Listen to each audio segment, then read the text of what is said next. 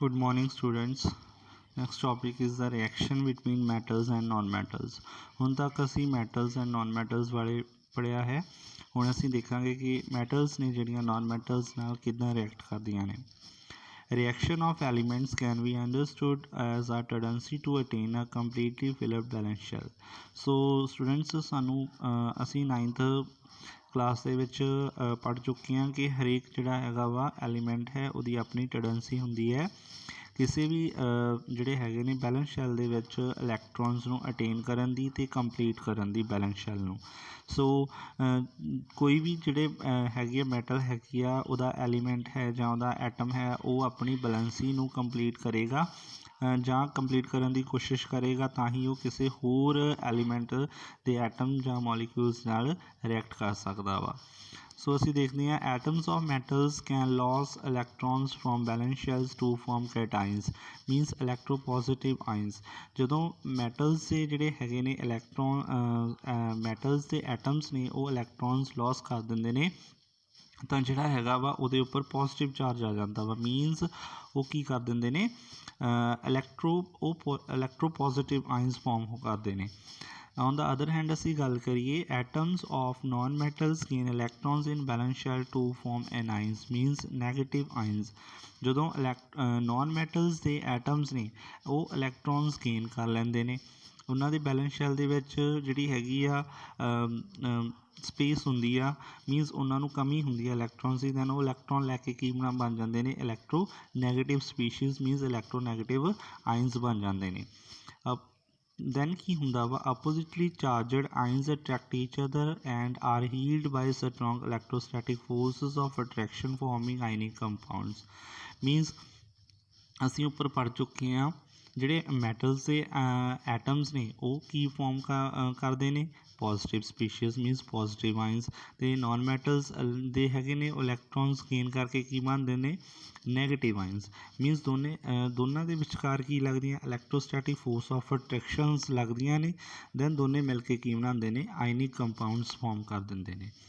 ਸੋ ਅਸੀਂ ਐਗਜ਼ਾਮਪਲ ਦੇਖਾਂਗੇ formation of magnesium chloride.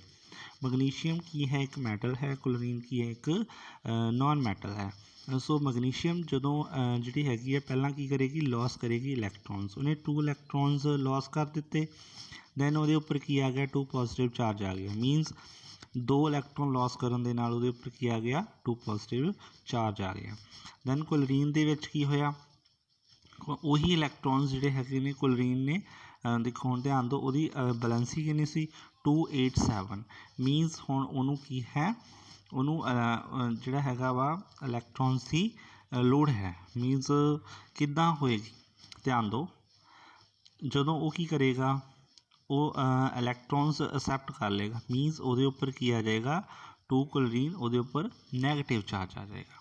ਧਿਆਨ ਦਿਓ ਹੁਣ ਜਦੋਂ ਹੁਣ ਮੈਗਨੀਸ਼ੀਅਮ ਦੇ ਉੱਪਰ ਪੋਜ਼ੀਟਿਵ ਚਾਰਜ ਆਇਆ ਅਤੇ ਕਲੋਰੀਨ ਦੇ ਉੱਪਰ ਕੀ ਆ ਗਿਆ ਨੈਗੇਟਿਵ ਆਇਨ ਦੈਨ ਕੀ ਕਰਨਗੇ ਇਹ ਦੋਨੋਂ ਹੀ ਮੈਗਨੀਸ਼ੀਅਮ ਕਲੋਰੀਨ ਮੀਨਸ ਇੱਕ ਇਲੈਕਟ੍ਰੋਨ ਇਹਦੇ ਕੋਲ ਕੀ ਹੈ ਜ਼ਿਆਦਾ ਹੈ ਇੱਕ ਇਲੈਕਟ੍ਰੋਨ ਜੋ ਨੀਚੇ ਹੈ ਸਟਾਰ ਫਾਰਮ ਦੇ ਵਿੱਚ ਉਹਦੇ ਕੋਲ ਜ਼ਿਆਦਾ ਹੈ ਮੀਨਸ ਦੋਨੇ ਹੀ ਹੁਣ ਮੈਗਨੀਸ਼ੀਅਮ ਦੇ ਉੱਪਰ 2 ਪੋਜ਼ੀਟਿਵ ਚਾਰਜ ਹੈ ਮੀਨਸ ਉਹਨੂੰ ਕੀ ਹੈ ਕਮੀ ਹੈ ਇਲੈਕਟ੍ਰੋਨਸ ਦੀ ਦੈਨ ਕੀ ਆ ਇਹ ਦੋਨੋਂ ਹੀ ਆਪਣਾ ਇੱਕ ਇਲੈਕਟ੍ਰੋਨ ਉਹਨੂੰ ਦੇ ਦੇਣਗੇ ਦੈਨ ਕੀ ਫਾਰਮ ਕਰਨਗੇ molecule of magnesium chloride form ਕਰ ਦੇਣਗੇ।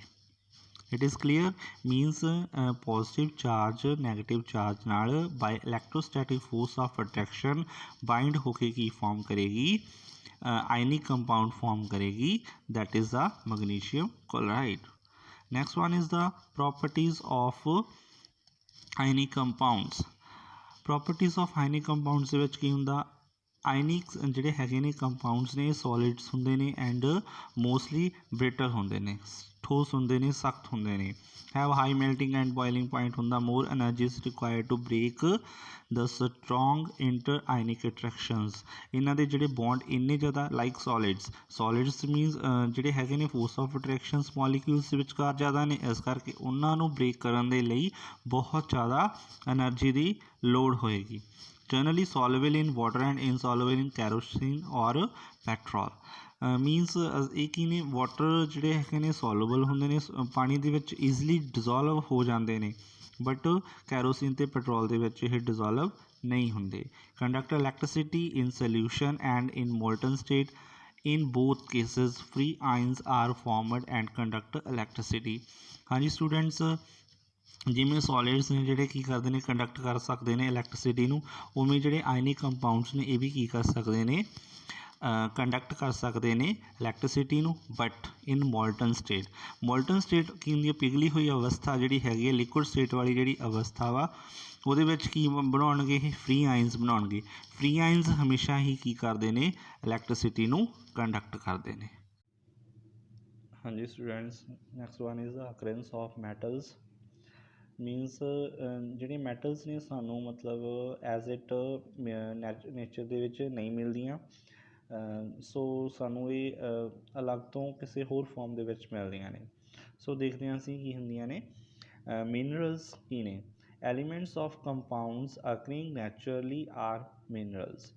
ਜੋ ਐਲੀਮੈਂਟ ਸਾਨੂੰ ਜਿਹੜੇ ਹੈਗੇ ਨੇ ਕੰਪਾਊਂਡ ਦੇ ਐਲੀਮੈਂਟਸ ਨੇ ਉਹ ਸਾਨੂੰ ਨੇਚਰ ਦੇ ਵਿੱਚ ਮਿਲਦੇ ਨੇ, ਉਹਨੂੰ ਅਸੀਂ ਕੀ ਬੋਲਦੇ ਹਾਂ? ਮਿਨਰਲਸ ਬੋਲਦੇ ਹਾਂ। So next one is the ores ਕੀ ਹੁੰਦੀਆਂ ਨੇ? Minerals from which metal can be profitably extracted is an ore, for example sulfide ore, oxide ore and carbonate ore. ਜਿਹੜੀਆਂ ਮੈਟਲਸ ਨੇ ਆਪਣੇ ਮਿਨਰਲਸ ਦੇ ਨਾਲ ਮਿਲੀਆਂ ਹੁੰਦੀਆਂ ਨੇ ਪਹਿਲਾਂ, ਮਤਲਬ ਜੋ ਰਾ ਫਾਰਮ ਦੇ ਵਿੱਚ ਮਿਲਦੀਆਂ ਨੇ ਸਾਨੂੰ, ਉਹਨੂੰ ਓਰਸ ਬੋਲਿਆ ਜਾਂਦਾ ਵਾ।